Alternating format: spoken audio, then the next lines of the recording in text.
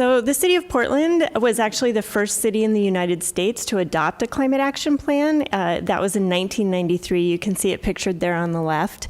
And since then, we have updated our climate plan several times. Most recently, the plan that we're working today to implement was adopted in 2015. And this is a city and county joint plan, and it outlines all of the actions that city and county government are going to be taking between 2015 and 2020. So it's really our roadmap for what we need to be working on today.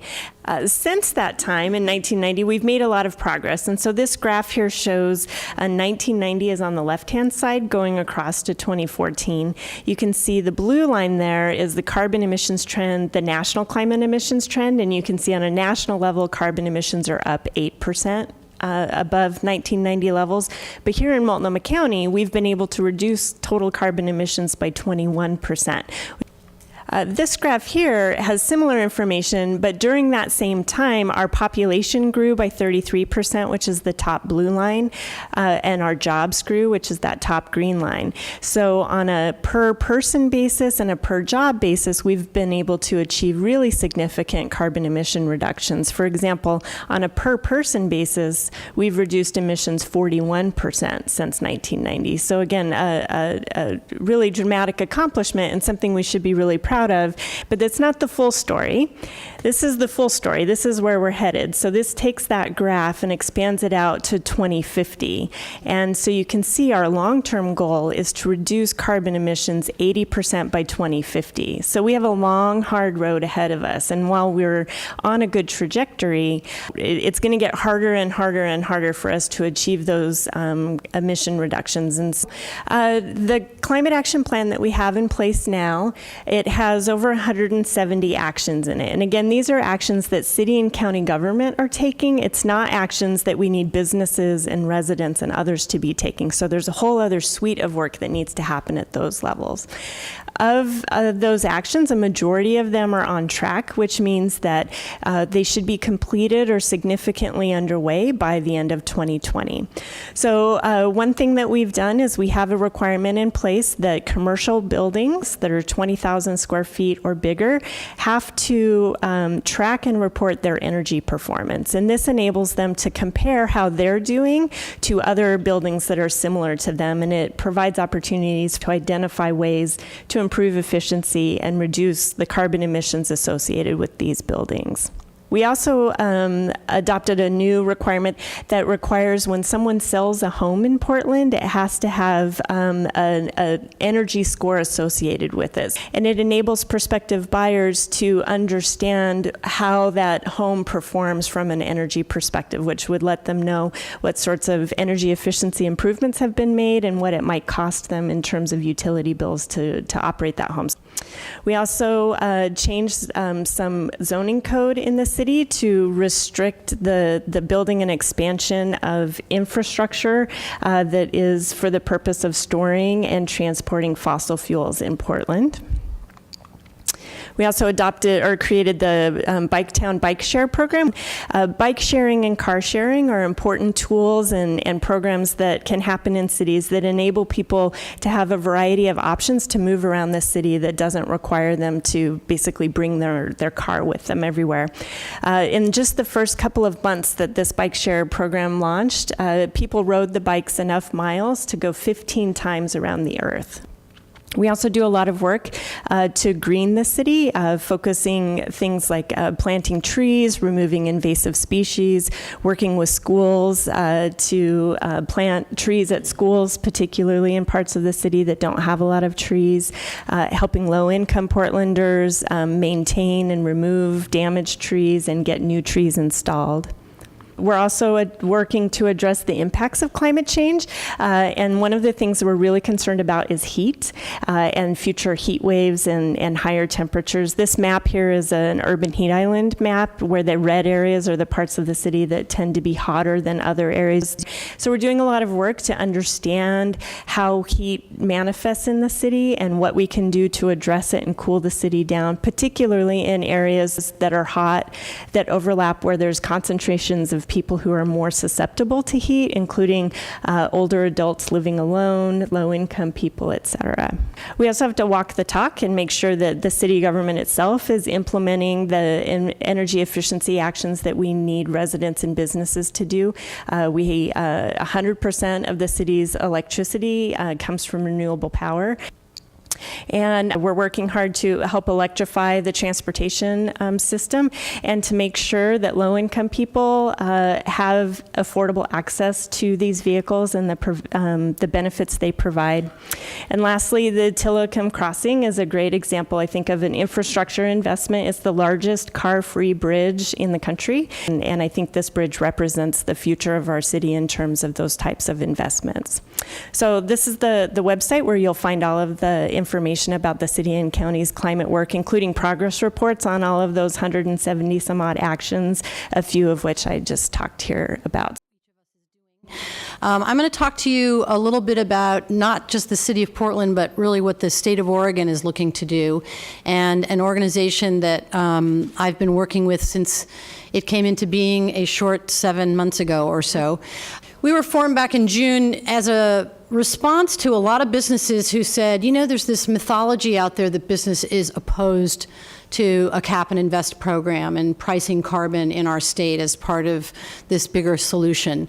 And we now have almost 75 members, and we have focused almost exclusively on large to mid-sized businesses because we felt it was very important to go to Salem with a voice that said there are folks who really strongly support this and believe there's a viable business opportunity in moving to a clean energy economy, and we're here to tell you that we're one of those folks. So the Alliance came together, and we decided that we really wanted to look at how to approach as a business organization, what would we support? And what kinds of principles and thinking would have to go into something that this organization of 75 members and growing would consider supporting. Key principles include reducing Oregon's emissions through a well-designed market-based carbon pricing program, which is why we got behind in a big way the cap and invest legislation that we almost got over the finish line in the short session. It needs to align with not just the city of Portland's goals, but the state climate goals. So whatever these carbon reduction programs do, they have to help us lower those carbon emissions statewide based on what we've said we need to be doing as a state. It needs to maintain the viability and competitive health of existing Oregon businesses. You know, carbon doesn't recognize state borders. And if we take our energy-intensive, trade-exposed businesses and we charge them so much that they move, a big example of this is food processors over in Ontario, right along the border of Idaho. They could move across the border. We will lose jobs. We will lose income to the state, and the carbon is still going to get emitted. So we want to do this thoughtfully so that we help these companies develop a glide path toward these carbon emission reductions that will continue to change over time. We also believe it's important to anticipate pricing and regulation flexibility that adjusts over time. The reason we don't like a tax is because it's either too high or too low all the time. One of the things I know coming from an economic development background is large businesses, well, all businesses, do a really good job of keeping your bottom line down. And I have an obligation to my shareholders if I'm publicly traded or if I have investors. And polluting carbon into the air has been a really cheap idea. It's really inexpensive for polluters to do that. If that becomes expensive, they're going to figure out ways to not pollute so much. And so what private sector does better, I think, than government is it innovates. And it innovates in a way that helps keep costs down. We want to make sure that the impacts of utility rates and fuel prices are not felt by those least capable of addressing those, low-income communities, communities of color, and our rural communities. It's a lot easier to do a multimodal transportation plan in an urban core than it is in fossil Oregon. And we also want to put Oregon in a position to advance clean energy alternatives and contribute to worldwide efforts to decarbonize the global economy. Oregon has led on some significant issues historically, and it's time we stepped back to the front of this line. We're way, way behind our peers and our counterparts. Another very, very important issue is we want to encourage linkage to carbon markets in other jurisdictions. So there's a thing called the Western Climate Initiative. California is part of it. Ontario, Canada is part of it. Quebec is part of it. We feel it's very important to have partners we can trade with. Our goal is to reduce carbon emissions, and one of the ways we can do that is through carbon sequestration. And if you have, the Warm Springs tribe has a really great example of this. They recently decided to sequester a huge percentage of their timberlands. And there are units that are defined by a third-party not-for-profit that say, okay, that many trees is going to sequester X units of carbon, and they can sell those into the carbon market. This is providing millions and millions of dollars a year for 20 years to the Warm Springs tribes. They have a 70% unemployment rate. It's a big deal that we be able to trade the profit opportunity in not cutting stuff down. And then we obviously want to make sure that some of the proceeds that are generated from a cap and trade program help generate money for innovation and economic growth. Over half the world is already operating under a carbon trading policy. We're way behind people. There's nothing we're doing to lead in passing a cap and trade policy in the state of Oregon. California is already doing this. They just reauthorized their cap and trade program. They're beating their 2020 goals already for greenhouse gas reductions. There's an electric bus manufacturer called Proterra. When they heard about the cap and trade program in California, they actually moved their manufacturing headquarters to California. They're now employing hundreds and hundreds of people. They've now expanded up in the Northern California market. And so big business thinks this is smart. One last thing, there is a thing called the Regi States, and that's 9 East Coast states that are doing this just for the electricity markets, not around petroleum. Again, the economy is booming, emissions are down, everything is thriving and healthy, so people will be afraid of this and tell you they're afraid something terrible is going to happen. It simply hasn't happened everywhere else that it's been put in place. And I guess my closing comment is cap and invest is good for Oregon's economy, and all of these businesses we have so far agree. We've looked at that city level, and the state, we've looked at businesses, and again the state, and now I'm here to kind of bring it down a little bit to the individual level. I am with the Northwest Earth Institute. We are a nonprofit here in Portland. We've been around since 1993, so this year we are celebrating our 25th anniversary, which is very exciting for us. Our mission is to inspire people to take responsibility for the planet. So everything that we've heard today, everything that we've heard of the goals that are around people that are buying in, businesses that are buying in, all the hard work that the city is doing to really make a difference for us, it takes impact from individuals and residents. And that is what our organization is here to do. One of the programs we do that with is our discussion course books, focused on various topics of sustainability like peace, justice, transportation, community, food, simplicity. And our goal in these discussion courses is to bring people together, whether it be face-to-face in small groups or virtually. We also do that as well. So we want to bring people together to read different articles that have different opinions and different processes and suggestions for actions for people to take, and then have you all talk about it and discuss it and decide, okay, which is the best route for me to go. The other program that we offer is called Eco Challenge. On the bottom corner of the screen, you can see we have a Drawdown Eco Challenge happening in April. This is more of a virtual program. The Drawdown Eco Challenge is something that is done online.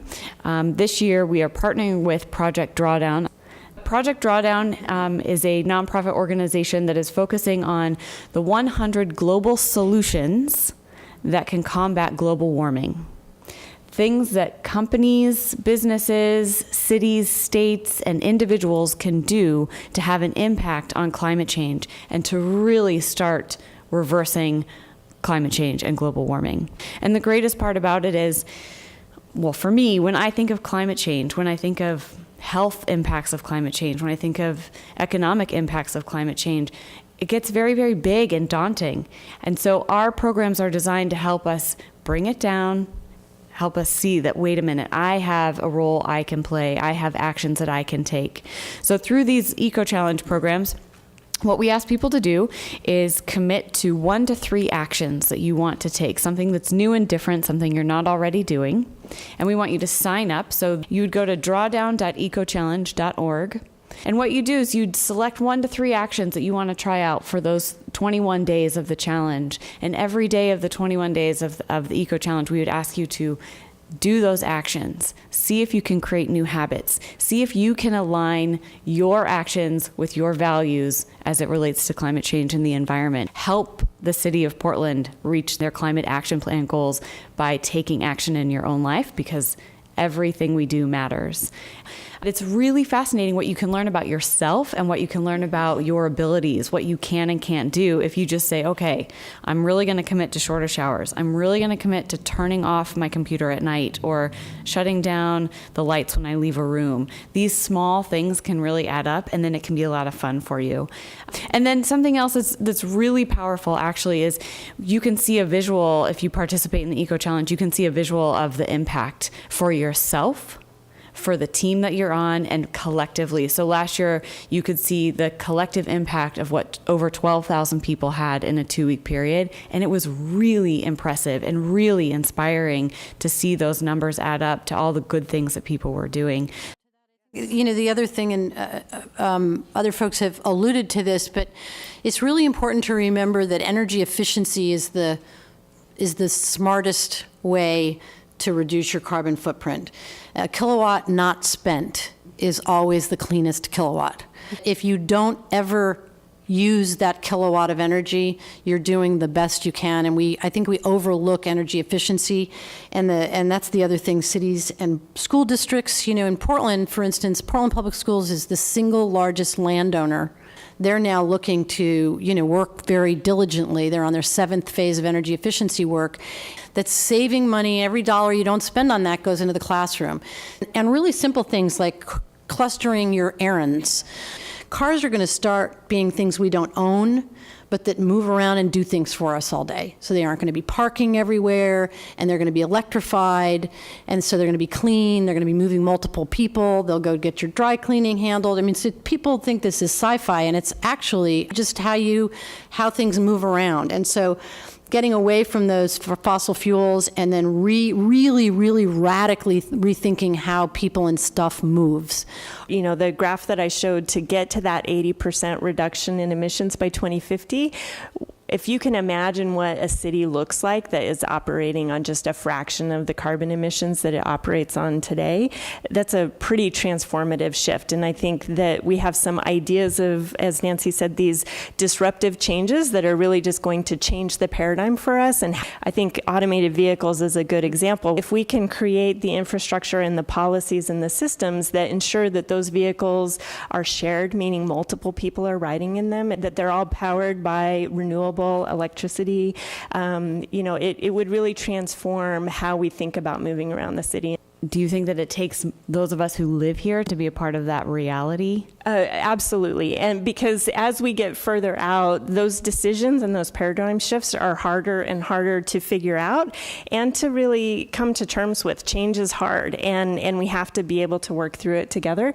It's hard for institutions like government to change and shift. It's hard for individuals to change, for businesses. And so together we have to collectively know what we're shooting for, because we know that we can't stay sort of doing things the way we've always done them in the past, because that's just gotten us into the pickle that we're in now, and it's not going to get us out of it. I'm working with Amoresco, who's an energy services provider, and they're doing all the efficiency work in the district. And I now have them working with a group of students at Wilson High School, and they're developing a video to show, A, what does this mean in real life around carbon reduction and energy efficiency, and how many dollars does that mean going into the classroom, and what kinds of jobs could we be doing if we're in that world? So I could be an engineer, I could be an electrician, I could be a carpenter. And so I think we really need to double down on engaging young people in this. with the federal administration stepping away from some of the climate commitments, I've really seen a lot of cities step forward. So I guess the silver lining there would be that the cities really have taken up the mantle and said, cities are where the action is. It's where most of the carbon emissions are coming from. It's where the greatest opportunities are. And we spend a lot of time and energy working with other cities and helping them figure it out. And so they don't have to recreate the wheel. They can see what we've done. And so it's really inspiring to see so many cities step forward now that really just weren't part of the landscape 2 years ago.